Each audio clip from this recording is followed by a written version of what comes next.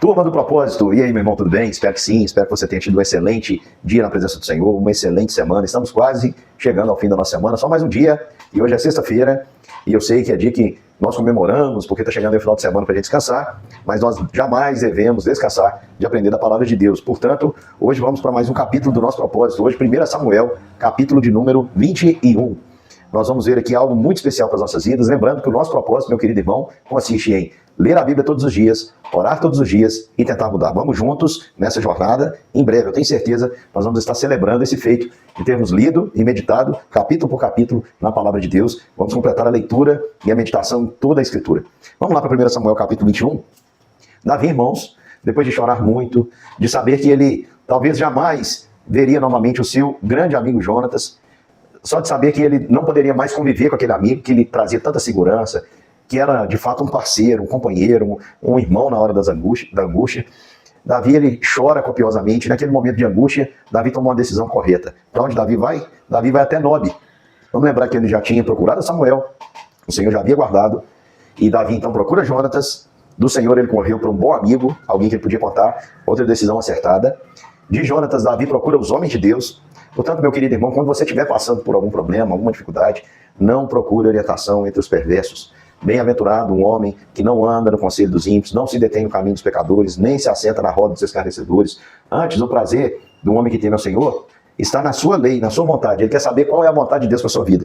E nessa vontade, ele está preocupado em fazê-lo de dia, de noite, ele medita de dia e de noite. A Bíblia diz que um homem assim, no devido tempo dá o seu fruto, é cuja uma árvore que está plantada junto às águas, dá fruto no tempo certo, a folhagem não murcha, está sempre pronto para ser usado por Deus. Davi fez uma escolha correta, Davi correu para outros homens de Deus, ele foi para Nob encontrar com os demais sacerdotes. E ele encontra ali Aimeleque. Quando Aimeleque vê Davi, ele fica preocupado, porque ele começa a perguntar, por que você está aqui sozinho? Aí Davi diz assim, Saul, Davi vai fazer uma coisa, irmãos, que não é correto à primeira vista, porque ele mente. No entanto, nós temos que lembrar que ele estava salvando a sua vida.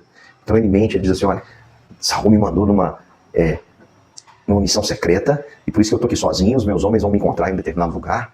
Aí Aimeleque deve ter falado assim, nossa, que bom, nós vamos ficar livres dos nossos inimigos.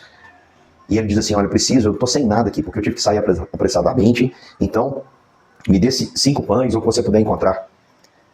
E aí ele diz assim, olha, eu não tenho pão comum à mão, há porém aqui o pão sagrado, que era o pão chamado de pão da preposição, ou pão da presença. Quero lembrar aos irmãos que nós já estudamos tudo isso, está aí na nossa playlist, e se você está aqui no canal assistindo, você pode procurar de Gênesis 1 até 1 Samuel capítulo 21, todos os vídeos estão na nossa página IPL Play. Então você pode pesquisar no Google, pães da preposição, pães da presença, ou pães da proposição, algumas Bíblias trazem esse termo.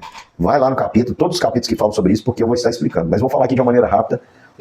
Os pães da preposição eram servidos em 2 fileiras de 6, portanto 12 no total, o número 12 representava as tribos de Israel, o povo de Deus, e esses pães eram colocados na presença de Deus. Por isso eram pães da presença, ou pães da preposição. Eles eram prepostos diante do Senhor, simbolizado ali pelo tabernáculo. A presença do Senhor, ele estava diante do seu povo. E por que o povo é representado aqui por pães? Porque pão era um alimento daquela época, daquele contexto, daquela cultura, que representava sustento.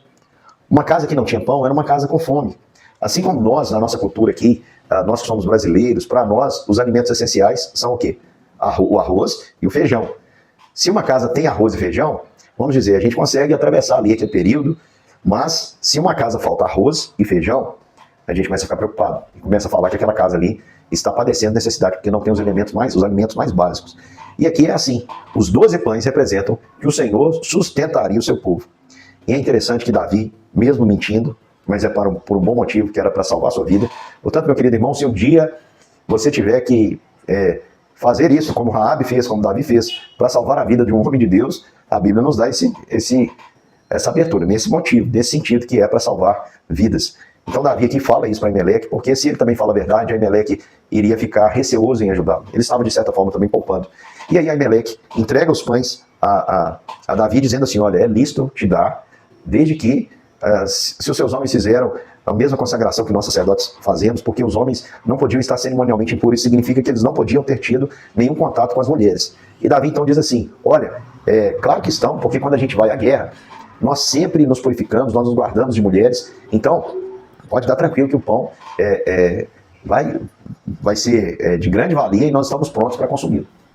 Vamos lembrar que Davi estava sozinho mesmo, ele não esperava nenhum exército. E o pão da preposição, ele tem algo interessante, gente. Era um pão que era trocado toda semana. Então aqui nós estamos falando de um pão de 7 dias que provavelmente já estava ali endurecido. Só que ele durava mais porque era um pão sem fermento. Portanto, aquele pão vai servir de sustento para Davi. O que a gente aprende nessa lição? Que quando nós estamos nos momentos de angústia, de aflição, se nós corrermos para o Senhor, irmãos, nós vamos ter da parte de Deus sustento. Do quê? De tudo que precisarmos. Quando a Bíblia diz para a gente não gastar o nosso dinheiro com aquilo que não é pão, não é para você viver comprando só pão na padaria, tá, meu irmão? Está dizendo para você não gastar o seu dinheiro com aquilo que não alimenta, com aquilo que não sustenta, com aquilo que não dura, com aquilo que não é útil, com aquilo que não traz contentamento. Tem tanta gente, irmão, supérflua. Hoje eu vi um dado muito interessante, levantado aí pela organização Lausanne, que é uma organização que promove encontros das igrejas no mundo inteiro para discutir a questão da expansão do evangelho. E houve uma pesquisa onde os cristãos gastam dos seus bens 97% consigo mesmo. E menos de 2%, aliás, 98% e alguma coisa, menos de 2% é destinado pelos cristãos para aquilo que o Senhor chama de sua obra e a obra do seu reino. Então nós percebemos o quanto nós somos egoístas. E o Senhor diz para nós o seguinte, que nós devíamos buscar o reino de Deus. E as coisas, o pão que precisamos, virá até nós. Quando a gente ora, Pai nosso que estás nos céus, que chega nessa parte a gente fala, o pão nosso de cada dia nos dai hoje. Todo dia é igual? Não. Tem dia, meu querido irmão, que você precisa de um pão pequeno. Por quê? Porque aquele dia ali você não está com bastante fome, enfim, você precisa só daquilo ali. Tem dia que você vai receber um monte de gente, então você precisa de muitos pães. E tem dia que você precisa de uma padaria inteira. Você está pedindo, Jesus, o seguinte. Você está pedindo em nome de Jesus o seguinte para Deus. Você está pedindo que Ele conceda daquilo que você precisa naquele dia. Então o Senhor sabe tudo que nós precisamos. Aqui, irmãos, tinha pão suficiente para Davi, para sustentá-lo por um tempo, até que ele fosse guiado pelo Senhor, até a dar o próximo passo. E o que eu acho interessante nesse texto é que o sustento mostra que a provisão está para além das coisas básicas para aqueles que são fiéis ao Senhor. Sabe por quê? Lembra que Davi venceu Golias? E a Bíblia vai nos dizer em 1 Samuel que não havia espadas no meio de Israel, a não ser a de Saul e de Jonatas. A gente sabe que Jonatas tinha dado a espada a Davi, mas Davi fugiu. Davi fugiu e não levou arma nenhuma. Então ele diz ali para Amaleque, o sacerdote, fala assim, olha, tem alguma arma aqui? Eu preciso de uma arma, uma espada, porque eu saí e não trouxe nada. Você tem alguma lança? Ele disse, olha, não tem nada. A única espada que tem aqui é aquela que você dedicou ao Senhor, que é a espada de Golias, ela está atrás da estola sacerdotal. Lembra que a estola sacerdotal era uma representação do Deus que fala ao seu povo. Ali havia o urim e o tumim, que eram usados para as decisões do Senhor, para consultar o Senhor, e ali estava a espada que Davi consagrou ao Senhor.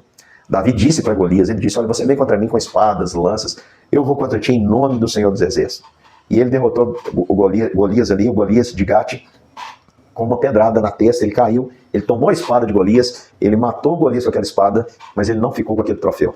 Ele consagrou o Senhor, porque ele estava fazendo com esse ato o seguinte, olha, Senhor, eu estou dando algo que o Senhor me deu, da tua mão eu te devolvo. E a gente aprende uma lição maravilhosa aqui, sabe qual é? Que aquilo que nós consagramos a Deus, volta às nossas mãos em forma de provisão. Davi deu a espada a Deus, Deus fez com que a espada voltasse para a mão de Davi, o que seria muito útil. Aqui, neste contexto, irmãos, Deus estava honrando Davi por suas decisões. Decisões acertadas. Foi para Samuel, foi para o bom amigo, foi para os homens de Deus. E o Senhor deu pão, deu mais que pão, deu pão e espada. Davi agora estava abastecido e pronto para a batalha. Mas sabe, irmãos, mesmo quando nós somos fiéis ao Senhor, somos generosos, experimentamos a provisão de Deus repetidas vezes, de forma sequencial, vemos a provisão do Senhor em coisas grandiosas. Nós somos povo com o mesmo DNA do povo de Israel. Davi era povo como o seu povo. Então muitas vezes nós tomamos decisões que são estúpidas. Diz o texto que mesmo Davi, recebendo isso tudo de Deus, ao invés de entender que aquilo ali era providência, diz o texto que ele levantou naquele mesmo dia. Naquele dia Davi se levantou e fugiu de Saul. E aí eu fico pensando, por que Davi não pagou para ver? Ficou ali posicionado e disse, o Senhor que me deu o livramento em Ramá, que me deu o livramento através de Jonatas, vai me dar o livramento aqui também. Davi estava disposto a não guerrear com Saul, não tem problema. O Senhor tem suas maneiras de levar aqueles que lhe perturbam. Né? O homem, nós estamos vendo aí, muita gente zombando de Deus, achando que Deus, eu já ouvi gente dizendo que Deus não faz nada, que Deus é mole, que Deus está demorando. Meu querido irmão, você não sabe de nada quando você pensa assim. Fica tranquilo, aquietai e saber que o Senhor é Deus. Quando Ele faz, Ele não faz de uma maneira que alguém diga que foi um acaso. Todo mundo sabe que foi a mão poderosa do Senhor que pesou. Assim como foi com Faraó, assim como foi contra os inimigos do povo de Deus em toda a história, continua sendo hoje. Deus está reservando a sua ira para fazer de uma maneira exemplar. Por que Davi não confiou no Senhor? Davi tomou uma atitude, irmãos, a mais absurda possível. Davi, um homem segundo o coração de Deus, olha que decisão que ele tomou. Ele pensou, tudo bem, eu tenho pão, o Senhor proveu a espada, o Senhor proveu o pão, mas Saul é muito maior do que eu. Eu não vou poder encarar Saul sozinho, eu estou perdido. Eu preciso de alguém que seja páreo com Saul. E ele pensou, logicamente, quem é que Saul teme? Ele lembrou os filisteus. E Davi, sem pensar, tomou uma atitude, desculpa a expressão, mas uma atitude inconsequente, para não dizer outra coisa. Ele foge e vai ter com Ax, rei de onde? De Gate. Golias era de Gate. E ele vai ter com Ax, rei de Gate.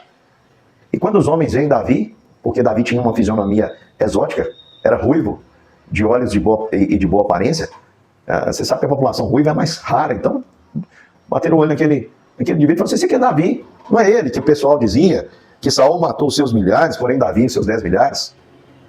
Sabe o que aconteceu naquele momento? O Davi sempre valente, o Davi que havia encarado um gigante, o Davi que não tinha medo do circunciso, para poder fugir do rei de Gate, tomou uma decisão que Deus usou para livrá-lo. Começou a fingir-se de louco. E fingir de doido, como se não soubesse o que estava dizendo, e deixava a baba escorrer pela barba, e ficava riscando os batentes da porta. E levaram aquele homem louco ali para o rei Ax. Fazia riscos. E aí, o rei Ax viu aquele homem, e é loucura, se você já viu alguém, é uma coisa que nos dá muita pena. Mas para um inimigo como Ax, aqui não era um castigo para Davi, que Davi fique louco. É melhor deixar ele louco, sofrendo, se é que o louco tem noção, né? Se alguém que enfrenta esse tipo de doença mental tem a percepção da realidade. Mas eu acredito que Ax pensou nessa categoria, não que ele fosse misericordioso com Davi, mas ele falou, deixa esse homem louco, deixa ele ficar na loucura. Você não está vendo que esse homem está louco? Ele diz, por que vocês trouxeram para cá? Eu estou com falta de doidos, para que vocês me trouxessem este para fazer doidices diante de mim? Deve deixar que ele entre na minha casa? Irmãos, só assim, presta atenção. Eu já vi muito crente, muitas pessoas, quando eu falo crente aqui, eu estou me referindo aos que creem em Jesus, tem que fingir de doido para fugir de situações que ele mesmo entrou. Por exemplo, tem ambientes que não são próprios para nós. Você há de convir comigo. Eu posso ir? Pode. A Bíblia fala todas as coisas lhes são listas, mas nem todas convêm. Tem ambientes que não convêm, tem amizades que não convêm, tem relacionamentos que não convêm. E aí a pessoa se vê em aperto porque não pensou direito em tomar uma decisão. Aí se faz de louco, se faz de desentendido. Só falta deixar a baba correr pela barba, né? Ou escorrer pela face aí, no caso das mulheres, que também mulheres muitas vezes tomam decisões assim. E aqui, irmãos, nós vemos a infinita misericórdia de Deus. Por isso eu quero aplicar na sua vida essa palavra e dizer para você, meu querido irmão, quando o inimigo se levantar contra você, para te perseguir, corra para o Senhor. Corra para quem vai te aproximar do Senhor. Seja uma pessoa que você confia que tem um relacionamento com o Senhor. Seja um bom amigo que você confia, que te orienta à luz da palavra do Senhor. Sempre vá em direção ao Senhor. Sabe por quê? Porque diante do Senhor tem pão e tem espada. Tem pão e tem tudo mais que você precisar. Tem pão, meu querido irmão, e tem livramento e tem honra. Não tome a decisão de correr para o inimigo. O diabo nunca oferece proteção para ninguém. O diabo, meu querido irmão, quer que você faça alianças, escusas. Ele quer te envergonhar. Quantas vezes eu já vi pessoas sendo tentadas, o diabo usando outras para tentá-los, no sentido de fazer acordos, de ceder situações em que aquelas pessoas ficariam comprometidas pelo resto da vida. Aquelas pessoas perderiam por completo a moral. Você já imaginou o que seria para o rei Davi, naquele momento ali, naquele episódio, se ele deixasse o povo de Deus, o povo do seu Deus vivo verdadeiro, e se aliasse àqueles incircuncisos? Nós vamos ver que lá na frente, Davi vai fazer algo parecido. Mas naquele momento ali, irmãos, naquele momento ali, Davi seria desmoralizado, porque todo mundo veria como uma pessoa mercenária, alguém que está atrás de honra, alguém que está atrás de glória, alguém que não ama de verdade a Deus e o seu povo. Então, meu irmão, não troque o Senhor por uma falsa segurança. O Senhor é a sua segurança. Às vezes, nós somos levados a pensar, e eu digo isso me incluindo, nós somos levados a pensar que as nossas estruturas é que vão nos guardar. Não. Dá até para construir uma casa sem Deus. O Salmo diz, se o Senhor não edificar a casa, em vão trabalhos que edificam. Não está dizendo que é impossível, não. Está dizendo que é em vão. É em vão. Às vezes a gente acha que construindo muros, com recursos, com estratégias, nós vamos criar uma redoma segura para nós, meu querido irmão. O nosso refúgio, a Bíblia diz que é o Senhor. Que somente tem paz aquele que de fato aprende a descansar na sombra do Onipotente, debaixo das asas do Senhor.